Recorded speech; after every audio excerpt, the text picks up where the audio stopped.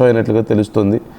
మొత్తం ఆ van parts అన్నీ కూడా వాళ్ళ బాడీలోకి గుచ్చుకుపోవడం, వాళ్ళు అక్కడ ఇరుక్కుపోయిన నేపథ్యంలో కనీసం సహాయక చర్యలు చేయడానికి కూడా చాలా కష్టమైనట్లుగా తెలుస్తుంది. ఇదిగో మీరు చూస్తున్నారు, ఆ వ్యాన్ని ఢీకొట్టిన తర్వాత ఆ వెహికల్ వచ్చి అక్కడ పక్కనే ఉన్నటువంటి ఒక పెద్ద కొండ లాంటి ప్రాంతానికి ఢీకొట్టి మళ్ళీ అక్కడ పడిపోవడాన్ని మీరు గమనించవచ్చు.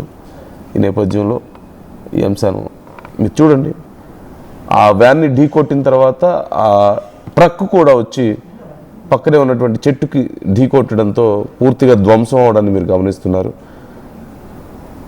ఈ నేపథ్యంలో ఈ ఘటనకు సంబంధించి ఎలా జరిగింది ఏంటి అనేది తెలియాల్సి ఉంది ఇంకా పూర్తి స్థాయిలో.